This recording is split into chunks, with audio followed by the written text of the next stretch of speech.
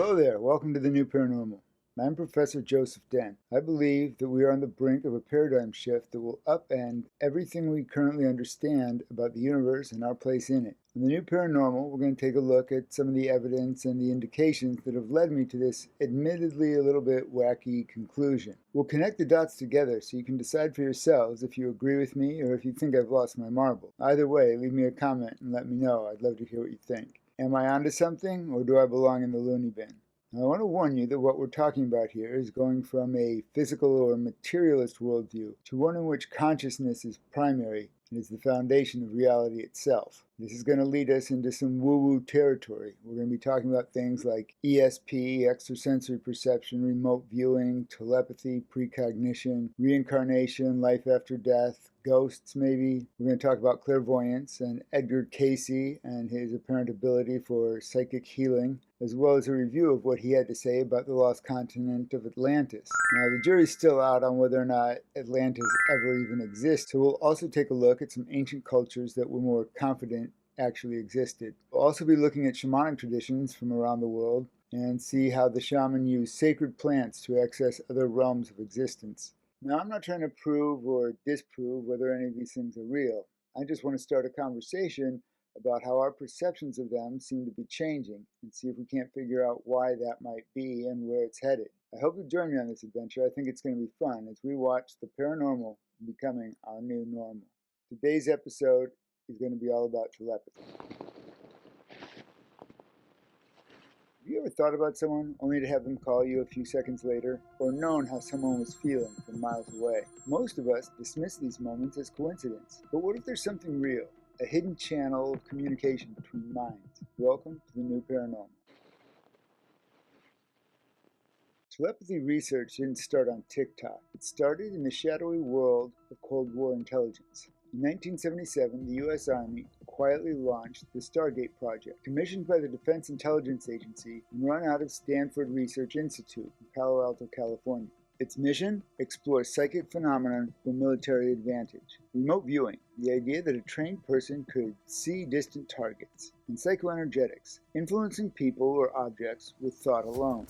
For nearly 20 years, from the mid-1970s until 1995, the project generated thousands of reports. When the CIA declassified it in 1995, the review said it had never produced useful intelligence. Yet even skeptics admitted some results were hard to explain, and the people involved in the project said that the results were more complex and nuanced than the public had been told. These declassified files are now available at the National Archives, which I think gives us some indication of just how seriously the government was taking psychic research.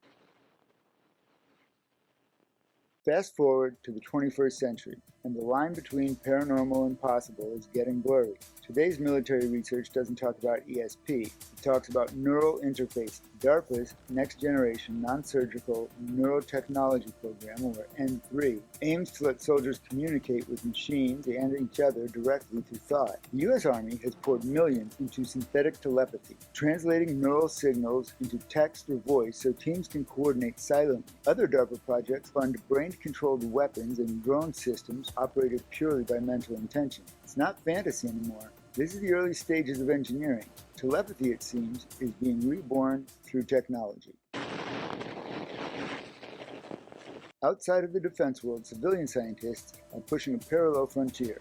On October 15, 2025, the Institute of Noetic Sciences published a blog titled Telepathy is Real, Explore the Science. It describes decades of research into intuitive mind-to-mind exchange, long dismissed, now reframed through neuroscience and quantum consciousness studies. Central to this revival is Dr. Diane Hennessy Powell and her collaborator on the Telepathy Tapes podcast, Ky Dickens, a documentary filmmaker. Dr. Powell's work with nonverbal autistic children suggests they may already communicate telepathically, transmitting and receiving information in semi-controlled experiments. Dr. Powell believes telepathy isn't paranormal at all. It could be an extension of normal brain function, an unused cognitive channel rooted in consciousness fields or quantum effects that we barely understand. Rumor has it that she's been preparing to collaborate with the Division of Perceptual Studies at the University of Virginia, one of the only multi-person academic teams still investigating psi phenomena like reincarnation and out-of-body experiences. Together, DOPS and IONS could create the first rigorous, large-scale studies of autistic telepathy ever attempted, and the timing couldn't be better. Season 2 of the Telepathy Tapes has just been released this month, diving deeper into consciousness, connection, and the science of psychic communication. The first season drew millions of downloads and ignited online debate. The second season is set to push the idea of telepathic ability into the cultural mainstream. For the first time, the public conversation is less about whether telepathy is real and more about how it works and can we learn how to do it. Historically, researchers have tested telepathy with tools like the Gansfeld experiment, in which a receiver is placed in a room in sensory isolation, possibly wearing a blindfold and noise-canceling headphones, and a sender is in another room viewing an image and attempting to transmit that image mentally to the receiver. Or the famous Zener cards with the 5 simple symbols. While early results were inconclusive and often flawed due to methodology problems, J.B. Rhine's 1930s studies were eventually discredited for sensory leakage. Newer approaches focus less on card guessing and more on training attention and empathy. Opponents suggest that telepathic skill might grow through meditation and quieting inner dialogue, emotional resonance with a partner, visualization of clear images or intentions, and keeping detailed logs of hits and misses to track progress. The Institute of Noetic Sciences argues that telepathy may be a latent human ability, one we've never systematically cultivated. So while mainstream science remains skeptical, an increasing number of people are treating telepathy like yoga for the mind, a discipline that sharpens intuition and empathy. Let's imagine the near future. Whether through training or technology, what happens if telepathy becomes reliable and widespread? Would it really change everything? Well, it would change communication. Language could fade into the background. Thought-to-thought transfer would make texting or even speaking feel slow. Well, it would certainly change privacy. The idea of a private thought might vanish altogether. Laws would scramble to redefine what counts as consent or confidentiality. Security would be affected, obviously. Brain hacking or thought eavesdropping becomes a real risk. How do you control access to confidential material? Learning would be accelerated. Imagine sharing understanding directly, bypassing words and textbooks altogether. It could affect disability inclusion. For non-speakers or those with paralysis, telepathy could open full participation in society. How would it affect the economy, though? Marketing, politics, and negotiation become battlefields with mental bandwidth instead of slogans. And who knows? If everyone can read minds, maybe we end up with some honest politicians. Culture and selfhood would be affected. If we can feel each other's inner worlds, the very concept of individuality could transform. Humanity might shift toward collective consciousness. It's both utopian and unsettling. A world without lies or privacy? Are we ready for that? Would the human race be united in equality, or would we be overwhelmed by each other's noise? The answers will depend on how we choose to use the gift of telepathy. From the Stargate's projects of classified experiments to DARPA's neural headsets, from declassified archives to the laboratories of ions, the story of telepathy has evolved from secrecy to open inquiry. Now, with the Telepathy Tapes Season 2 bringing these ideas to millions, we may be witnessing the first step toward a consciousness revolution, one that blurs science, spirit, and technology.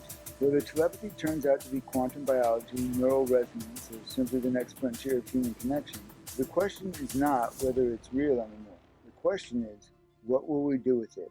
Because once thoughts can travel freely, nothing, not privacy, not politics, not even the definition of self, will ever be the same when the paranormal becomes our new normal. Well, folks, that's it for today. If you liked the video, please go ahead and hit that like button. And if you want to see more of these in the future, by all means, please feel free to subscribe to the channel. And if you know anyone who you think might like to join us as we go down this rabbit hole, please let them know.